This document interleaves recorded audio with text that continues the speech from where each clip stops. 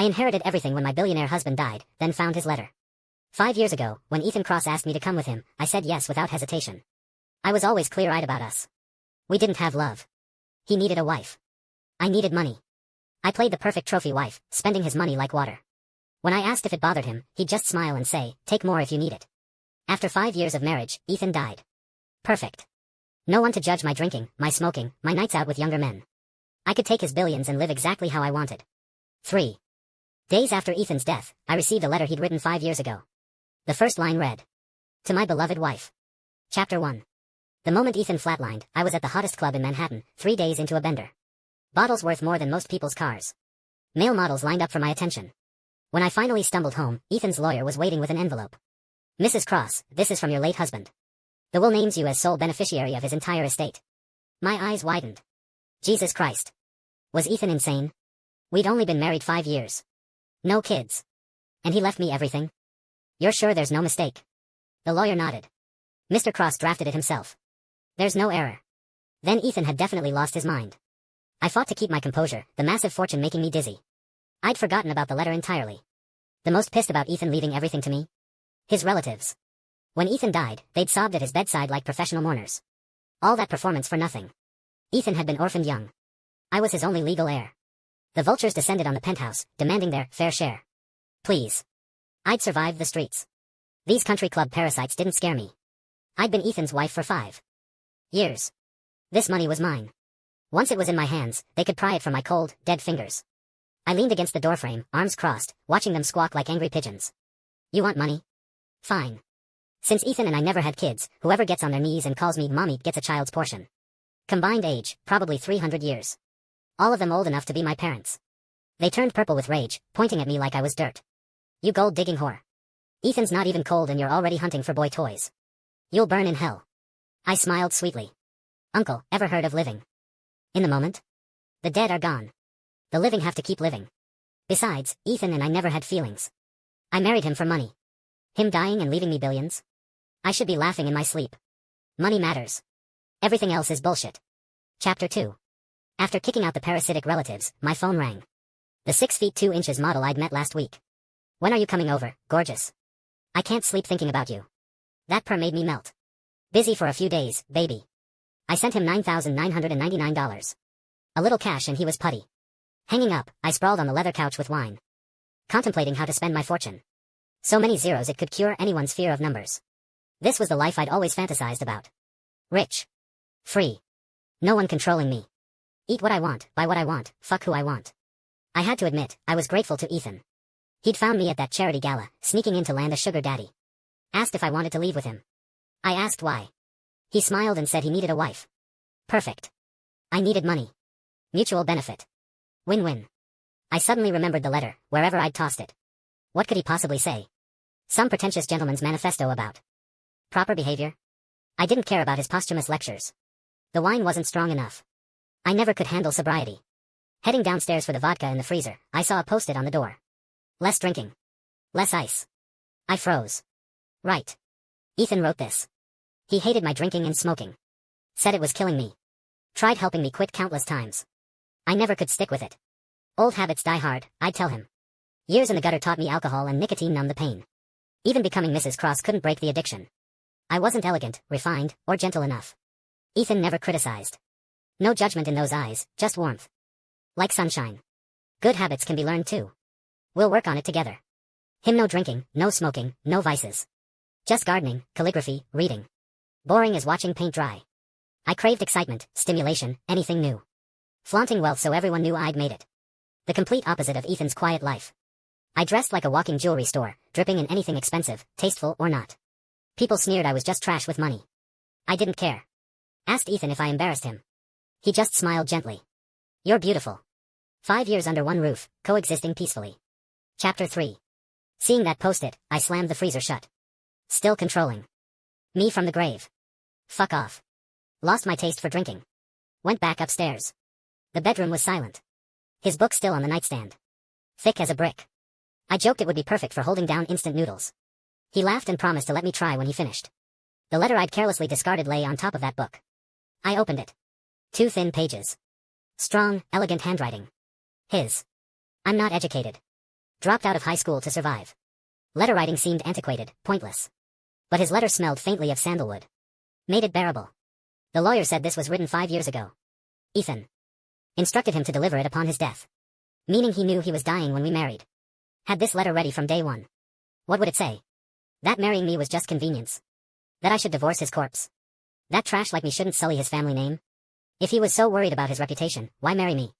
I laughed bitterly, ready for whatever sanctimonious bullshit he'd left behind. First line. To my beloved wife. Chapter 4. Growing up, my parents valued boys over girls. Their failure became my nightmare. At 14, they threw me out to support my golden child brother. I learned early that no one loved me. Desperate for approval, I sent home every penny, keeping barely enough to eat. One Christmas, I came home to unprecedented warmth. I was pathetically happy, like a kid with a new toy. After dinner, they said to skip work this year. They'd found me a good match. 10 grand bride price. The man was 20 years older, twice widowed, disabled. No parent pushes their child into hell. So I packed my few things, stole what cash I could find, and ran. I did whatever work I could find, legal, illegal, didn't matter as long as I survived. At 20, I met someone. He was thoughtful, buying me flowers, cake, dresses, taking me on motorcycle rides along the river. The wind was cold but my heart was warm. A construction worker with a gentle soul. He didn't care about my past, sympathized with my pain. He was different. I fell hard for his lies. Until his gambling and drinking ended with me beaten bloody, robbed, and abandoned. That's when I understood. No one would ever love me. I was garbage. A cockroach. Love meant nothing. I wanted money. Mountains of it. I'd been kept women, hostess, cam girl. Everything but homewrecking and crime. Saved decent money over the years. Then I met this kid, begging because he couldn't afford school. Moment of weakness, I gave him 100. That night his crew broke into my place. Nearly killed me. I asked why. Kid said everyone else gave 1s and 5s. 100 meant I had money. With a knife at my throat, I swore if I survived, I'd become the bitch everyone said I was. Cold. Cruel. Selfish. Heartless. Chapter 5. By the time you read this, I'll be dead. The second line made me stop. Too sentimental. Irritating. I shoved the letter away, rolling my eyes. Did he think he was some savior? Rescuing the fallen woman, giving her warmth and home? That I should mourn forever? Christ. 5 years and he never knew me at all. I'm cold-blooded. He dies, I party. Sleep with models. Back to my old life. I'd warned him before we married. He said he didn't mind. Couldn't help myself. Pulled the letter back out. I knew you'd lose patience. A little smiley face drawn after. Classic Ethan. Fuck. He knew me too well there. This is goodbye, not a lecture. Relax. I apologize for proposing when I knew my time was limited. For asking you to be my wife. My fingers tightened unconsciously, throat closing. What was he apologizing for? I should thank him. Generous while alive, more generous dead. Men like that don't come around often. Except for dying young. About to continue when my phone rang. Unknown number. Yeah. Scarlett, it's your father. Heard your husband kicked it. Left you loaded, right? Your brother needs wedding money. Few $100 grand won't kill you. Few $100 grand? Delusional. Wanted in Monopoly. Money? I hung up. Lost all interest in the letter. Obviously Ethan's blood-sucking relatives gave him my number.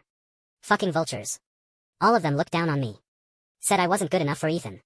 Every holiday, passive-aggressive jabs. But now they all wanted a piece. Still, Ethan was a good man. Whenever relatives insulted me, gentle Ethan would destroy them with his Ivy League vocabulary. Watching those pretentious fossils turn purple while I bit my cheek to keep from laughing under the table. They said I lacked class, no grace. Uncle lectures about being a proper wife, supportive, domestic, traditional. Made sense. Taking Ethan's money meant playing the part. I pitched my voice higher, walked slowly, wiggling like a demented penguin. Ethan laughed, pulled me onto his lap. Don't change. Just be yourself. Other wives managed households. I sprawled drunk on the couch singing off-key while Ethan carried me to bed. Thinking back, I took everything, gave nothing. I sat on the bed, ears ringing in the silence. Phone rang again. Thought it was Dad. Ready to tear him apart when funeral home. Chapter 6. Today Ethan turned to ash. Cold autumn weather. His body preserved in the morgue. Died quietly. No injuries. Just thin. Ashes are ashes.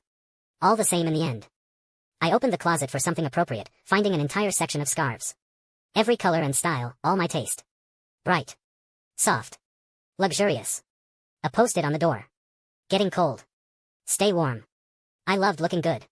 Even winter meant heavy makeup and tiny dresses. No hottie bundles up like an Eskimo. So I insisted on just fur coats and miniskirts. Fine in heated cars and buildings, but northeast winters are brutal. 5 minutes outside and I'd be shaking. Ethan always suggested layers. I never listened. Eventually he stopped asking, just brought extra scarves. I'd tease, wife too sexy. Scared someone will steal me? He'd smile indulgently, wrapping the scarf carefully. Don't catch cold. Thoughtful man. No love between us, but he tried to be a good husband. I picked a darker scarf and left. At the crematorium, I signed papers. My last time seeing him. Pale, gaunt Ethan lying there, eyes peacefully closed. Like sleeping. Black suit. Wedding ring already removed. 28 years old. Still gorgeous even as a corpse. My chest tightened. Limbs frozen, forcing me to look. Death made real, like he was telling me himself, time to go. This goodbye was forever. My nose stung, eyes burning. I blinked hard, turning away, breathing deep. How did he just die? 5 years married. I never knew he was sick. Only when he collapsed at the end, too weak to hide it anymore. I remembered line 5 of his letter. Apologizing for hiding his illness, marrying me anyway. So he felt guilty too. I understood. Human nature. Dying without experiencing marriage would suck. Given all that money he left me, I forgave him. 2 hours later, I carried Ethan out. 6'2", 180 pounds. Now fitting in a small box, just a few pounds. So light. So quiet in my arms. Still considerate. In the car home, I watched the darkening sky. Clouds pressed on my chest. Couldn't breathe. Ethan lay in my lap. I held him. So cold. My mouth went dry. Anxiety from nowhere. Next intersection, I redirected the driver. Turn around. Zenith Club. Chapter 7. The club pounded with music. Bodies grinding away time and youth. I sat surrounded by models. The prettiest pouted, haven't seen you in forever. I touched his face, downing my drink. Alcohol burned down my throat like razor blades, redirecting nameless pain. Been busy. He noticed the box beside me. What's that? I slapped his hand away. My husband. Don't touch. He might follow you home. The model went white, then green. I laughed until I cried. Partied until 2 a.m. before heading home. Stumbled to the couch, head spinning. Ethan, I need water. My head's killing me. My voice echoed in the empty house. Silence. No response. Right. Ethan was dead. In the box. I groaned, dragging myself to the kitchen. Fucking useless men. Finally found someone rich and decent. Turned out to be dying. I poured water, watching it swirl. Crystal clear, like Ethan's reading glasses. He loved reading in the study's sunniest spot on lazy afternoons. Always wore glasses for it. I'd tease him for being an old man, needing glasses already. He'd just smile, warm as sunshine, indulging me. I'd steal his book, plop in his lap, shove my phone at him. Books are boring. Let me teach you gaming. He never resisted my interests. Actually seemed eager to try. Never condescending, never lecturing, never arrogant. We were like two rivers, black and white, slowly merging through countless collisions, invading each other's territory, dropping defenses, getting used to coexistence. No, never had defenses against me. Water overflowed before I noticed. Frantically shutting it off, water everywhere. Lost all desire to drink. Fucking cursed. I muttered. Ethan, this revenge for the club? For the models? I shook my head, laughing. You died too early. I'm still young. Can't expect me to be a nun. Besides, just drinks. Nothing happened. You were right there watching. I rambled into silence. Dead air. No response. Ethan always responded to me. Unless he was dead. My smile died. Staring at the lifeless living room. Yesterday he'd been on that couch watching financial news that bored me to tears. Blink and even his shadow was gone. Lights still bright. Time still moving. But I felt so alone. Chapter 8. Couldn't sleep. Alcohol churning my stomach. Wanted to vomit but couldn't. Head splitting. All Ethan's fault. If seeing him cremated hadn't fucked me up, I wouldn't have gotten drunk. Wouldn't feel like death. I was afraid of dying in my sleep and joining him. Searched drawers for sleeping pills. Found several bottles. Of melatonin instead. Dated 2 months ago. Still fresh. Post-it attached. Stop with the Ambien. This has fewer side effects. 1 pill only. Can't sleep, see a doctor. Take care of yourself. Ethan again. But this handwriting was shaky, endings wavering. 2 months ago when Ethan's condition deteriorated beyond hiding. When hospitalization became mandatory. The fridge reminders. Closet scarves. Drawer melatonin. All prepared knowing he was dying. For me. My mind went blank. Something massive crashed through my defenses, stopping thought, stopping breath. My chest wanted to explode. My whole body submerged in ice. Where was I during his final days? Surfing in the Maldives. I'd video called, showing him the blue ocean. He had oxygen tubes. Already visibly wasting away. Pain consuming him. Still listening to every word. Scarlett, have fun. That's what matters. Never blamed my selfishness. Treated me like a child. He always treated me like a child. Praised everything. Made coffee praised. Peeled an apple praised. Watered plants praised. Random breakfast attempt praised. It pissed me off. Felt fake. Why praise basic shit? I'm not disabled. If you've got nothing to say, shut up. Ethan never got angry. Listened to every word, then said, but I think you're amazing. No one thought I was amazing. Parents thought I was a waste. A drain. Raising me was a loss. Teachers, classmates hated me. Called me sewer rat. Stinking trash. I was a gold-digging whore. Worthless weed. Cockroach in the dark. Everyone said I was selfish scum. Unworthy of sympathy, unworthy of love. Belonged in the gutter, stepped on, dying badly. Ethan said I was amazing. Even just breathing made me amazing to him. He never held back praise. To him, this filthy woman was fucking perfect. I hated his compliments but brightened despite myself, slowly dropping defenses. Why didn't I visit him in the hospital? Because I didn't believe he was really dying.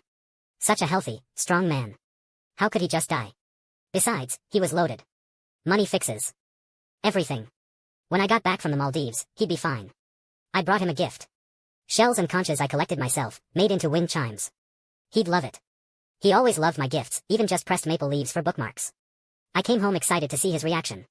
Instead, I got a death certificate. Chapter 9. The shell chimes hang in his study now. They ring gently in the breeze, delicate movement like a soft caress. Holding the melatonin, I looked like a ghost under the lamp. Ethan's spirit would jump seeing me. But did I really not notice Ethan was sick? No. 5 years together, he had monthly hospital appointments. I asked if he was okay. He said just routine checkups. Who gets monthly checkups? I figured he was paranoid about dying. With that much money, I'd fear death too. So I suppressed suspicion. I stubbornly stuck to my rules for bad bitches. Never pity men. Money above all. My concern was worthless. No. One wanted care from a dirty woman. I deliberately ignored him, pretended not to care, missed so many signs. Getting scammed and beaten at 20 taught me well. Never love again. Love only myself. People were just useful or useless. Ethan included. But now. I think I miss him. I didn't take the melatonin. Put it back exactly where it was, angle perfect. Lay in the cold bed, eyes open until dawn. 7 a.m. when Ethan used to drag me jogging. Always harping about health. No smoking, drinking, staying up late. Said we'd grow old together. Fucking liar. Not even a third of the way to old, and he bailed. I thought about showering when the model texted. Babe, you left your hair tie. When can you pick it up? Just an excuse to see me. I felt nothing. After thinking, I blocked him. Ethan said he didn't mind my past, but he got jealous. I was his wife. No man wants his wife flirting with others. I loved pushing boundaries, bragging about late-night talks with male friends. Self-destructive testing was addictive. Wanted to see him care, terrified he'd throw me out. But no. He'd just sigh. Am I not attractive enough? Not your type? Tell me. These moments gave me sick satisfaction. He played along. With my childish games endlessly. Chapter 10. Showered. Ate breakfast. Went walking. Wandered the mall aimlessly. Saw clothes, jewelry bought without blinking. I'm rich now. Wealthy widow. Life's winner. Only 27. Decades of luxury ahead. Shopping exhausted, found a restaurant for lunch. The couple behind me wouldn't shut up. Killing my appetite. About to tell them off when the woman saw me, face lighting up. She rushed over. Scarlett. What are the odds? So good to see you. I remembered. We'd worked the same clubs. Been a while. You look good. She blushed. I'm out of the life. Living clean now. New chapter, you know. After all, you have to move forward. Found a real good man. How often does that happen? Appreciate what you have, right? She returned to her boyfriend's nauseating affection. I couldn't eat anymore. They say the stomach processes emotion. Mine felt full of bitter weight. I had a secret. I'd actually fallen for Ethan. Even knowing it would destroy me, I wanted one more try. Year 3, Christmas Eve. Building snowmen, having snowball fights in the garden. Snow down my collar made me shriek and laugh. I tackled him into the soft snow. Our eyes met. His brighter than stars. Like oceans, like eternal spring, like sunlight, like jewels. Nothing like winter's cruelty. My heart raced like never before. I felt clean somehow. Worthy of him. Something fermented between us. My face burned. I whispered, Ethan, do you want kids? His smile froze, faded, warmth extinguished like a snuffed candle. Not really. His answer froze me. If two people love each other, wouldn't they want children? He just didn't love me. His gentlest, most tactful warning. warning me to know my place. Stay in my lane. Don't want what I couldn't have. So I retracted my tentative feelers, retreated to my shell, continued my bitter existence. I climbed off him, laughing with relief. Good to know. Thank God. Thank God I hadn't offered my worthless feelings. But did he really not want children? No. He knew he was dying. Didn't want me struggling as a single mother. Didn't want a child growing up fatherless. Looking back at that winter night. 2 people. One relieved. One regretful. Chapter 11. I rushed home desperately. Never wanted home so badly. Where Ethan's presence lingered. Where we had memories. I ran frantically. Hair wild, eyes burning, lungs on fire. Finally home. Found the unfinished letter. Sat on the floor gasping, reading like he was speaking from another dimension. Like he'd just traveled. Like we kept missing each other. But he still existed. Line 6. I love you. I know how wonderful you are, so no matter how bad you act, as long as you're you, I love you. We actually met earlier than you think. So long ago you forgot me. Even when I said my name, nothing clicked. When I proposed, you confessed your sins. I only felt heartbroken.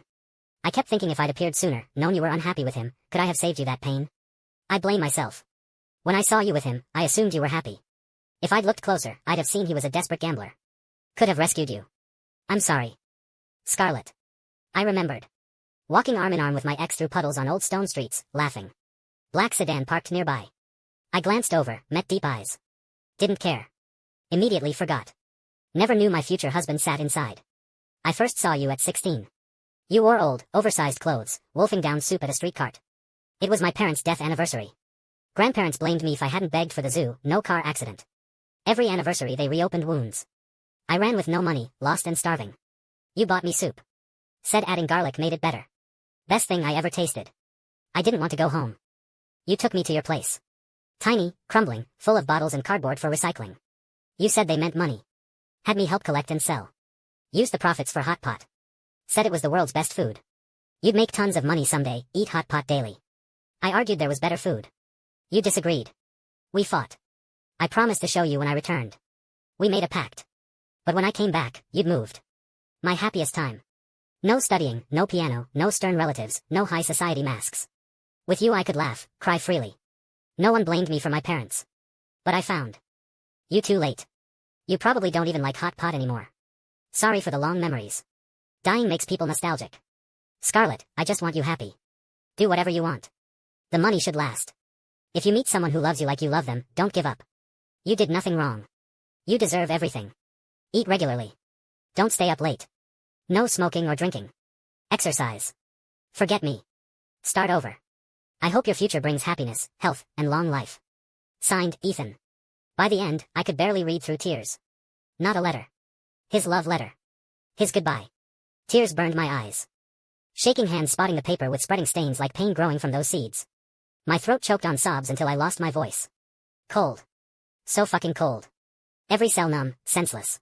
Ethan, you bastard. How can I be happy after this letter? I pressed it to my chest, wailing. All I could do was cry. Maybe tears would clear the fog, scatter the unbearably clear image of Ethan's peaceful face. The letter's end was all reminders. Reminding me to live well. He left. Arranged his affairs. Planned my future. Confirmed I never loved him. Then he could die peacefully. I'd begged for love my whole life, while someone loved me forever in places I never knew. After he left, my buried feelings sprouted, broke through. Looking back, every memory dripped with Ethan's unspoken love. I turned around to find an ocean. His love never shouted. Never performed. He knew I'd been hurt. Swore off love. So he loved carefully, secretly. Memories full of his love made shame burn. If I'd known earlier. If I'd recognized my heart. If I could have. We only had 5 years. 5 years I wasted completely. One day. Just one day to say goodbye properly. I really am a cursed, bad bitch. Loved the wrong ones. Lost the one who loved me most. My fate. Bad bitch fate. Cockroach fate. Chapter 12. I passed out eventually. Dreamed of Ethan. Healthy, glowing, smiling about beating the game without dragging me down. Could I teach him another round? I tried to hug him. Woke up gasping. Soaked in sweat. Sun setting outside like doomsday. I felt beside me. Cold. Empty. His things everywhere. I hadn't cleaned anything. Shoes, clothes, vases, collections, books, pens, scribbled poetry. He took up too much space. After he left, everything became keys to memory. This moment, I understood with crushing clarity. He's never coming back. The only person who loved me is gone. There will never be another Ethan Cross. Small urn and letter. His most precious gifts to me. I lay in bed sobbing. Cried myself hoarse, cried until I vomited. Chronic insomnia started. His melatonin didn't help. Closed my eyes, saw his face. Like a curse. God punishing the bad bitch. Making me live in memory, regretting my stubborn, pointless pride. In the silent room, I clutched his clothes, curled up small, reading his letter over and over, choking on pain. I'd never believed in religion but chose a sunny day to visit a temple. Asked how Ethan was doing in death. If he was free from sickness. They all said Ethan was good. Wouldn't suffer after death. Good. Good. Going home, I passed the soup stand where I'd taken Ethan. Old man still selling soup. I got one to go. The hot pot place I'd loved was now a seafood restaurant. I hadn't eaten hot pot in years. I ate the soup slowly. So salty. Blurry memories. 14-year-old me meeting 16-year-old Ethan. Delicate as the dolls I wanted but couldn't afford. Moment of sympathy. Broke as I was, I bought him soup. Took him home. We talked about the future. He wanted freedom, to travel the world. I wanted money. Lots of it. 2 short months, we felt like family. He became my only friend. He kept his promise. Showed me amazing food. I lost my taste for cheap hot pot. Preferred expensive restaurants. Rich people's food wasn't even as good as regular hot pot. But it was expensive. Expensive meant status. Ethan knew. Still indulged my showing off, my vanity. Whatever I wanted, he supported. Because he knew my hard life, he understood everything. He never became free. Never traveled. Instead, he lifted me up. Made my dreams real. Separation isn't the worst pain. Regret is. The soup filled my mouth, blocking sobs. Head down, tears in the bowl. How do I make this better? Make it hurt less? Loneliness shadowed me. Grief crashed in after death's chaos settled. Ethan. I miss you. Chapter 13. I donated Ethan's money in his name to disadvantaged kids. Girls like I'd been. Now they could study, afford necessities, avoid black market labor. Ethan's relatives raged about squandering his fortune. The uncle who'd cursed me was right. Learning we loved each other after he died, that was my karma. Only after death could I admit loving him. Turns out loving someone isn't shameful or scary. Kids receiving aid asked who Ethan was. My husband. Later I left, traveling the world, fulfilling his dreams. Eventually, depression kept me housebound. Staying in our home. Doctor calling, reminding me about tomorrow's appointment. Don't delay treatment. I said fine. Thanks. For everything. Hanging up, I burned Ethan's letter. Lay in bed. Closed my eyes. Swallowed pills. Calmer than ever. I fell into soft dreams. Saw Ethan. Young. Healthy. Gentle. White shirt glowing like every moment I'd known him. I remembered teenage Ethan. Sealed memories crystal clear before death. We lived in that cramped rental. Drowsy summer night. Fan whirring. Half awake, he said something. He said, Scarlett, wait for me. The end.